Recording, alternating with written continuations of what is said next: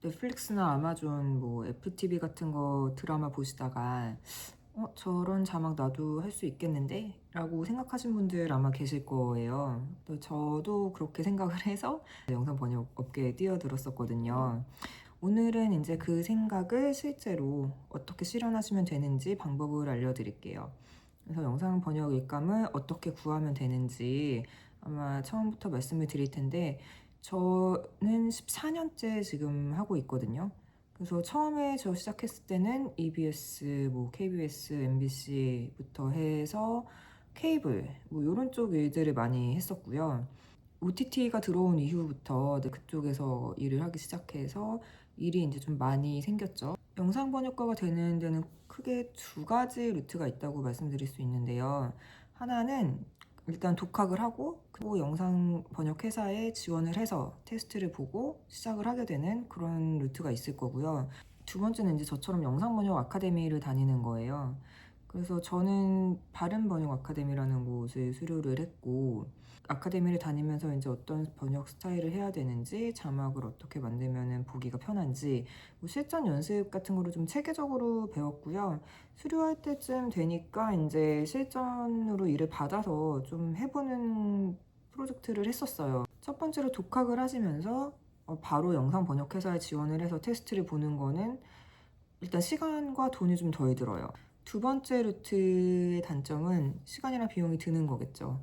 하지만 그만큼 좀 체계적으로 배울 수도 있어요. 그래서 저는 두 번째 방법이 좀 추천합니다. 첫 번째 루트를 해보시고 이제 통과하기가 힘들다고 하시면은 두 번째 루트를 가셔도 괜찮을 것 같습니다.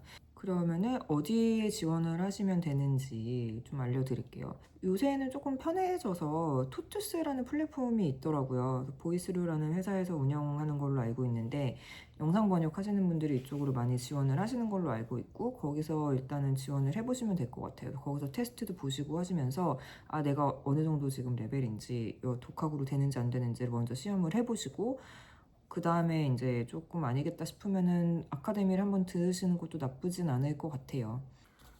그 외에도 플리토라는 사이트도 있었고 여러 그런 앱이 많이 나왔더라고요. 그래서 저 때랑은 조금 달라진 게, 제가 요새는 사실 번역을 좀 활발하게 알아보진 않고 있거든요. 사실 영상 번역 아카데미를 가서 제대로 기초를 배우고 영상 번역 회사에 일을 받는 게 약간 정석적인 코스이긴 하거든요. 근데 이제 꼭 그 영상 번역 아카데미에 다니라는 법도 없고, 요새는 이제 세상이 좋아져서 유튜브 같은 걸로 좀 배울 수도 있고, 뭐 원하신다면 제가 조금 말씀드려도 되고요. 그래서 영상 번역 업계에서 사실 테스트가 가장 중요하거든요. 그래서 뭐 경력이 있냐 없냐도 중요하겠지만 이 사람이 테스트에서 번역이 괜찮으면 뽑는 경우가 훨씬 많아요. 그래서 테스트를 보실 때 가장 중요하게 생각을 하셔야 할 것은, 일단 거기서 주는 가이드라인을 100% 따라간다는 생각을 가지고 가이드라인부터 꼼꼼하게 챙기셔야 합니다. 그래서 뭐 예를 들어서 뭐 한 줄에 16자 이내로 써야 한다. 그럼 그 글자 수 꼭 지키셔야 돼요. 그리고 오타 당연히 없어야 되고요. 사람 이름이나 지명 이름, 뭐 브랜드 이름, 이런 것들 당연히 틀리면 안 되고요. 그리고 사람 이름 같은 경우는 음역할 때 사실 말이 많아요. 사실 뭐 레오나르도 디카프리오가 리오나르도 뭐 디캐프리오 뭐 이런 식으로 이제 뭐 그런 해프닝이 좀 많이 있었는데, 왜냐면은 넷플릭스 같은 경우는 국립국어원 표기법을 따르거든요. 그래서 그 외래어 표기법을 찾아서 쓰던지, 이건 다른 예인데 애플 같은 경우에서는 네이버 기준으로 좀 봐요. 그래서 그 사이트나 회사마다 기준으로 하는 임명이 좀 다르니까 그거는 회사의 지침을 정확히 따라가셔야 합니다. 정말 이거는 제가 100번 강조해도 모자라지 않는 포인트예요. 그래서 이거는 꼭 지켜주셔야 합니다. 그리고 이제 그렇게 해서 통과가 되면은 일을 받기 시작을 하겠죠. 그래서 처음에 이제 일을 받으셨을 때 일을 좀 잘 하셔서 이미지를 잘 구축을 해놓는 게 어떻게 보면 좀 중요한 포인트라고 할 수 있어요.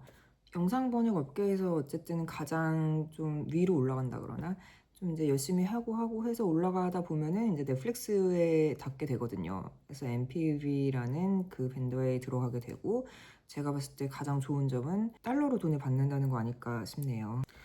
만약에 준비가 안 되고 경력이 없는데 넷플릭스 프리퍼드 밴더에 우연찮은 기회로 들어갔다고 하면은 오래 버티기가 힘듭니다. 거기서는 쫙 매트릭스가 나와요. 제 매트릭스라고 하면은 점수가 나온다는 거거든요. 그러면 이제 버티기가 굉장히 힘들어지기 때문에 만약에 운 좋게 들어갔다고 하더라도 금방 다시 나오는 수가 있어요. 그래서 이거는 이제 조금 경력이 쌓이고 어느 정도 된 다음에 들어가서 이제 거기서부터 이제 또 잘 하시는 거를 추천을 드려요. 그리고 사실 이제 넷플릭스 프리퍼드 벤더에 들어가서 일을 이제 꾸준히 받다 보면은 거기서는 이제 좀 생활이 가능하다고 생각을 하거든요. 이제 영상 번역 쪽을 하시면 수입이 가장 궁금하실 텐데 그거는 제가 다음 비디오에서 한번 풀어볼게요.